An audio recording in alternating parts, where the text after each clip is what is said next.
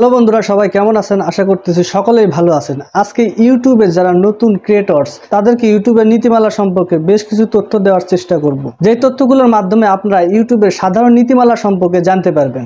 বর্তমানে অনলাইন দুনিয়ার সবচেয়ে জনপ্রিয় ভিডিও স্ট্রিমিং মাধ্যম হচ্ছে ইউটিউব। নাটক, সিনেমা, গান যেকোনো কিছু চাইলেই আপনি দেখতে পাবেন ইউটিউবে। যার কারণে বর্তমানে ইউটিউব সবার কাছে একটা জনপ্রিয় মাধ্যম হয়ে উঠেছে। তিনি কয়েক কোটিরও বেশি গ্রাহক সাধারণত ইউটিউব ব্যবহার করে থাকে।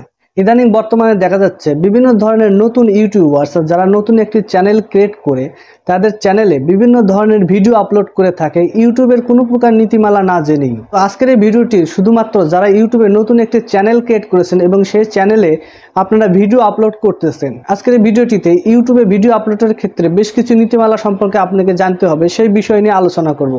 কারণ ইউটিউবের নিয়ম বহির্ভূত কোনো ধরনের ভিডিও আপনার চ্যানেলে আপলোড করতে পারবেন না। তো বন্ধুরা, ইউটিউবে কাজ করতে হলে আপনাকে কোন ধরনের নীতিমালা অনুসরণ করতে হবে চলুন জেনে নিই আমরা। নাম্বার 1, আমাদের সকলেরই নিজস্ব মতামত দেওয়ার অধিকার আছে, তবে অন্যকে অসম্মান করা হয় এমন কোনো ভিডিও আপনার ইউটিউব চ্যানেলে আপলোড করা যাবে না। এই ধরনের ভিডিও আপলোড করার জন্য আপনি খেতে পারেন মানহানির মামলা। নাম্বার 2, যে সকল ভিডিও সাম্প্রদায়িক সম্প্রীতি নষ্ট করে, সমাজে অশান্তি সৃষ্টি করে, সেই ধরনের ভিডিও আপনার চ্যানেলে আপনি আপলোড করতে পারবেন না।